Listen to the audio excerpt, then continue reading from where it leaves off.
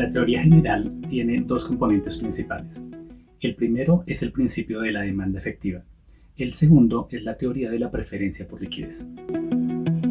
Comencemos con el principio de la demanda efectiva. El consumo depende del nivel de ingreso.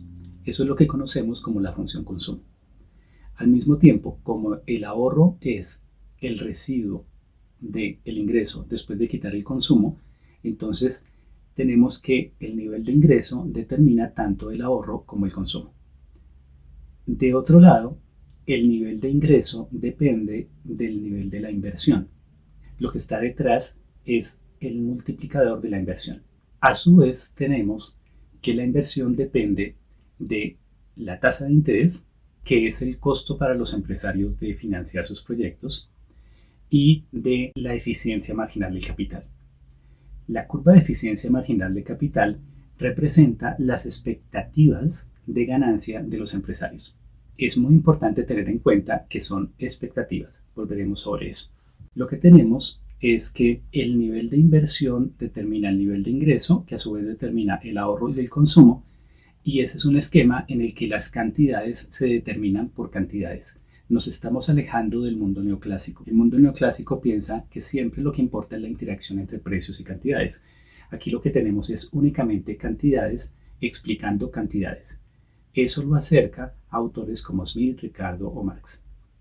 El punto es que dependiendo de cómo sean las expectativas de ganancia, la eficiencia marginal del capital, y cómo sea la tasa de interés, uno puede tener un cierto nivel de ingreso de equilibrio que puede coincidir o no con el de pleno empleo.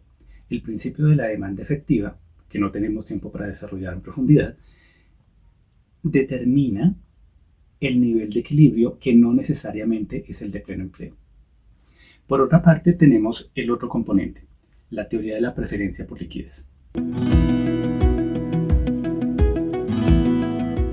La tasa de interés en los autores clásicos era lo que igualaba el ahorro y la inversión.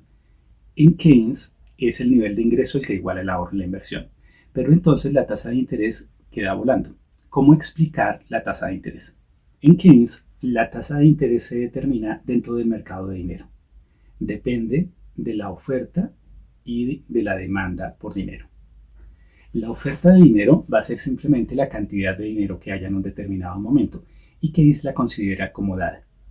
Eso no quiere decir que sea una variable exógena normalmente y posteriormente aparecerán teorías sobre el dinero endógeno, pero en Keynes, como él está haciendo un análisis de corto plazo, la cantidad de dinero es una de esas variables que están dadas porque no la vamos a introducir en el análisis por el momento. Si fuéramos a hacer un análisis de largo plazo o que contemplara otras variables, podría importar. El otro elemento es la demanda por dinero. La demanda por dinero tiene, por un lado, los motivos transacción y precaución y por otro, el motivo especulación. Los motivos transacción y precaución dependen del nivel de ingreso y el motivo especulación depende de la tasa de interés. Pero hay que tener cuidado. Cuando decimos que el motivo especulación depende de la tasa de interés, esta no va a ser una relación estable. Volveremos sobre eso en un momento. Posterior a la publicación de la teoría general, Keynes introdujo otro motivo para tener dinero en efectivo. Se trata del motivo financiamiento. Este lo desarrolla especialmente en las discusiones con los autores suecos como Orling. Ese no lo vamos a ver a este nivel, se puede ver en niveles más avanzados, pero baste con decir que esta es una demanda por dinero que depende de cuál vaya a ser el tamaño de la inversión. A menudo, cuando uno ve los libros de texto, se encuentra con que se dice que la tasa de interés se determina por la oferta y la demanda de fondos prestables. Hay que tener mucho cuidado con ese argumento. La teoría de que la tasa de interés se determinaba en el mercado de fondos prestables es una teoría de los años 20. Estudiarla en profundidad implicaría estudiar autores como Dennis Robertson, Hawtrey y otros. Pero la teoría de Keynes no es de fondos prestables. La teoría de los fondos prestables es simplemente una forma más sutil de decir que la tasa de interés se determina por el ahorro y la inversión. Pero Keynes se está distanciando de esa teoría.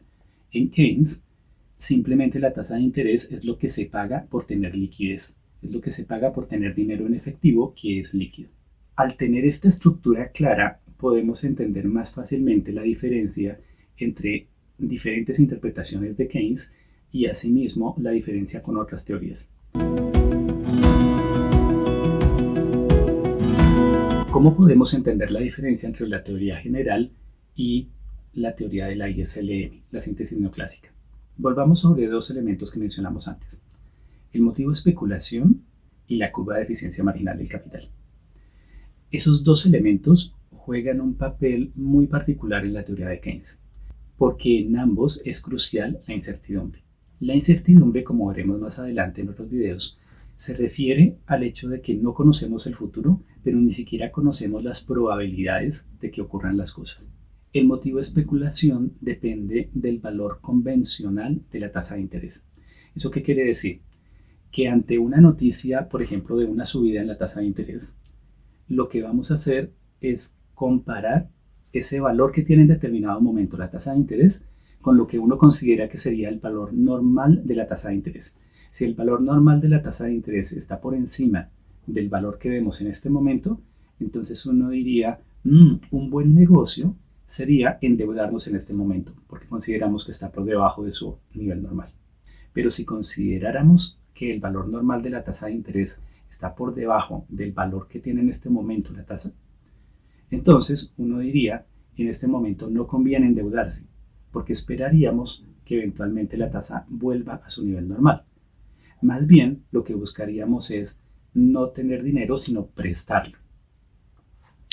Eso es lo que está detrás de la idea de que a valores altos de la tasa de interés haya una menor demanda por dinero y que a valores bajos de la tasa de interés haya una mayor demanda por dinero. Pero fíjense que es crucial que esa curva no es estable, esa no es una relación estable. Ese valor normal de la tasa de interés está solo en la cabeza de la gente y puede cambiar con cualquier noticia. Ese valor normal de la tasa de interés es inestable.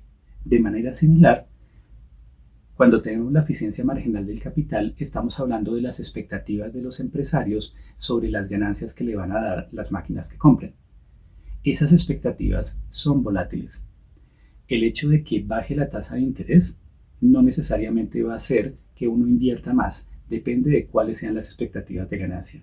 Y es posible que la noticia que esté detrás de la baja en la tasa de interés también deprima esas expectativas, de modo que incluso si baja la tasa de interés no aumenta el nivel de ingreso.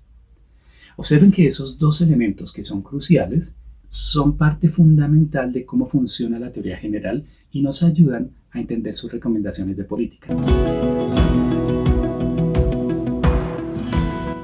Keynes era escéptico frente a la política monetaria. ¿Por qué? Supongamos que yo hago una política monetaria expansiva para estimular la economía. Una política monetaria expansiva, al aumentar la cantidad de dinero, debería actuar por una baja en la tasa de interés. Pero Keynes decía, ojo que esa baja en la tasa de interés solo se lograría si la curva de demanda por dinero fuera estable, pero en principio no lo es. Eso quiere decir que no tenemos garantizado que si aumentamos la cantidad de dinero vaya a bajar la tasa de interés.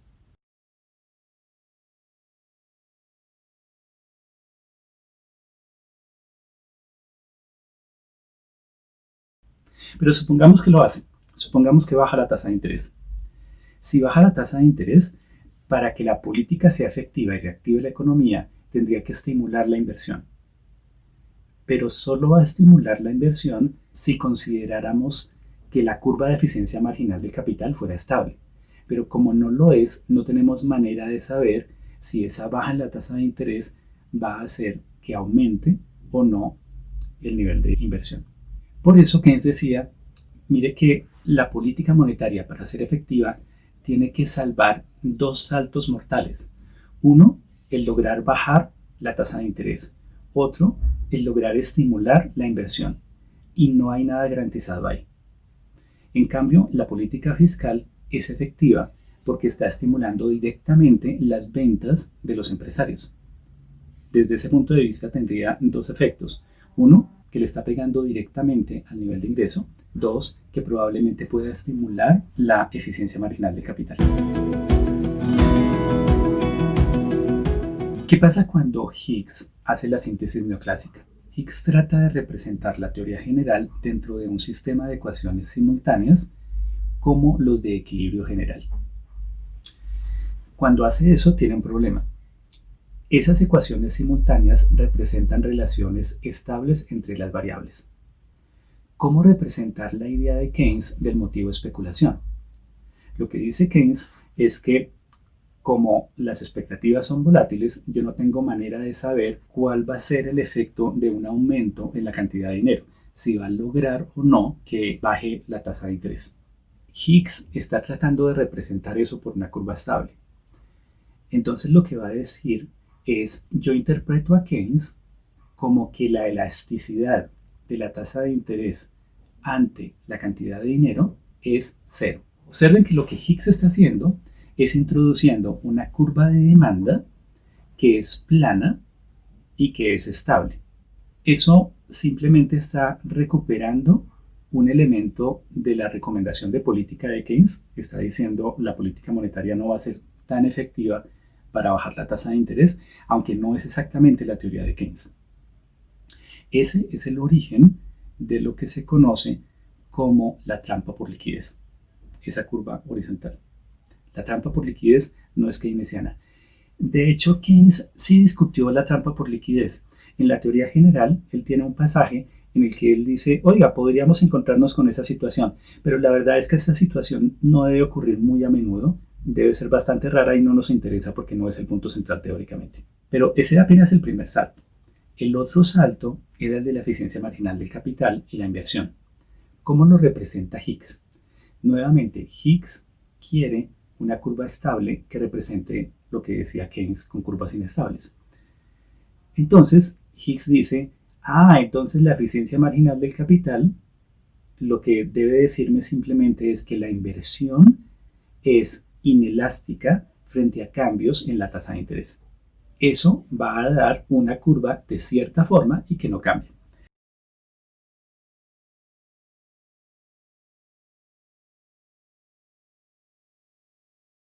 Entonces observen que el problema de la síntesis neoclásica es que está eliminando la incertidumbre y en su lugar lo que está es poniendo unas curvas estables.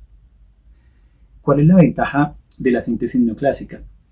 La ventaja es que con esas dos curvas estables logra reproducir la recomendación de política de Keynes.